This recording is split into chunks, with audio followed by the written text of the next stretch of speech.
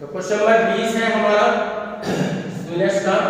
अब हम इसे सॉल्व करते हैं स्क्यूनेस चैप्टर का। यहाँ से सारे आपके मोस्ट इंपोर्टेंट क्वेश्चन स्टार्ट है, तो पूरा फुल क्वेश्चन एक ही कराऊंगा, इसलिए ध्यान से समझ लीजिए इसको, क्योंकि टाइम कंज्यूमिंग बहुत होती है इसमें। Computation of Bowley's coefficient of skewness, तो ये आपकी पहले हेड है। सबसे पहले class interval 5 to 15, 15 to 25, 25 to 35, 35 to 45, 45 to 55, 55 to 65. F 5, 15, 35, 55, 25 और 15। तो सबसे पहले हम क्या बनाएंगे, इसकी फर्स्ट स्टेप क्या है, CF बनाना, क्यूमुलेटिव फ्रीक्वेंसी। तो क्यूमुलेटिव फ्रीक्वेंसी 5 है तो 5, 15 और 5 20, 20 और 35 55, 55 और 55 110, 110 और 25 135, 135 है ना, 135 और 15 ये टोटल आया था, तो 150 ये आपका टोटल आ गया। ठीक है, अब सबसे पहले आप चाहें तो मीडियन कैलकुलेट कर लीजिए। Size of n upon 2 eight item, मैंने कई बार बताया है +1 नहीं आता कॉन्टिन्यूअस सीरीज में, केवल इंडिविजुअल में और डिस्क्रीट सीरीज में आता है। कॉन्टिन्यूअस सीरीज में +1 नहीं आता, इस बात का ध्यान रखना, बिल्कुल ये भूलना मत। Size of 150 upon 2 eight item, size of 75 हो गया एट आइटम। अब देखो 75 कवर्ड कहां हो रहा है, यहां पे, ठीक है, क्योंकि 55 तो छोटी वैल्यू है, ठीक, यहां कवर हो गया। अब ध्यान से समझो, इससे ऊपर वाली वैल्यू क्या हो गई, C, ये वाली क्या हो गई, F, ये क्या हो गई, L1 और L2। अब आपका आंसर इस लिमिट और इस लिमिट के बीच में आना चाहिए। अब फार्मूला मीडियन का, median equal to L1 plus I upon F M minus C। याद होना चाहिए, मैं 50 बार बता चुका हूं इसे। L1 क्या है 35, I मतलब डिफरेंस ऑफ क्लास इंटरवल, कितने का डिफरेंस चल रहा है सब में, 10 का चल रहा है। F कितनी है 55, M 75 हमने कैलकुलेट करी, C कितनी है 55, ये आपके पास टेबल, क्लियर है। चलिए सॉल्व करते हैं इसे। 35, इसमें से इसे माइनस किया 20, 20 की 10 में मल्टीप्लिकेशन करी तो 200 आ गया, ठीक है ना, डिवाइडेड बाय 55। चलो 200 को 55 से डिवाइड कर दो, क्या वैल्यू आई 3.636, 3.6, 3.36, अच्छा 3.36,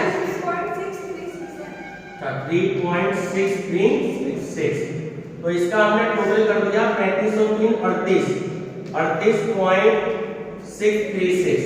तो ये आपकी आ गई मीडियन की वैल्यू,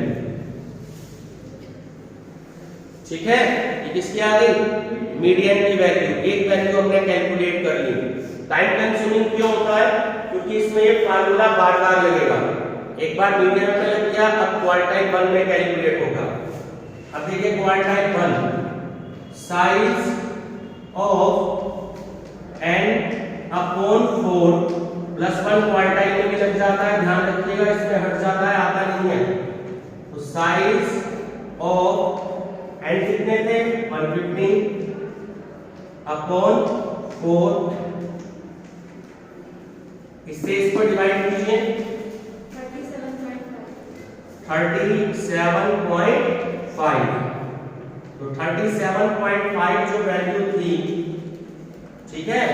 अब अगर एक चीज ध्यान से देखो तो 37.5 आपका यहां कन्वर्ट हो जाता, इससे ऊपर वाली वैल्यू क्या हो गई C, ये वाली क्या हो गई F, ये वाली L1 और ये वाली L2। अब इस और इस लिमिट के बीच में आपका आंसर आना चाहिए, ठीक है।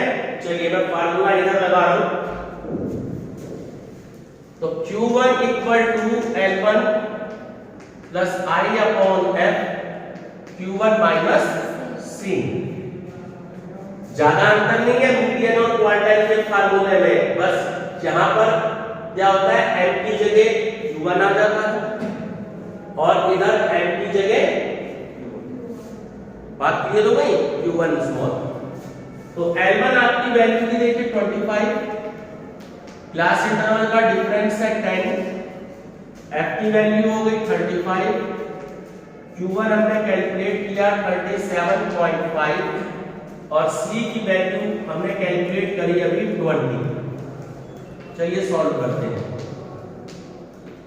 इसमें से इसे आपने माइनस किया तो 17.5 की 10 में मल्टीप्लिकेशन कर ली, कितना आ गया 175 डिवाइडेड बाय 35, 5 आ जाता है, ठीक है। तो Q1 आपकी वैल्यू कितनी हो गई 30 हो गई। यहां तक की बात बताएं, सबको क्लियर है? नोट कर लीजिए जल्दी।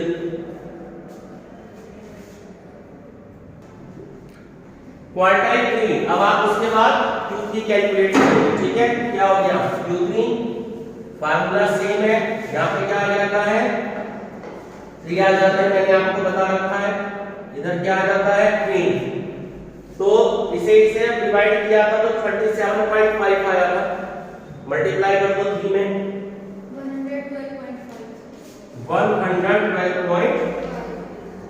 अब देखो 112.5 आपका यहां पे कवर होगा, तो ऊपर वाली वैल्यू क्या हो गई C, ये हो गई F, ये हो गई L1 और ये हो गई L2। अब आपका आंसर इस लिमिट और इस लिमिट के बीच में आएगा।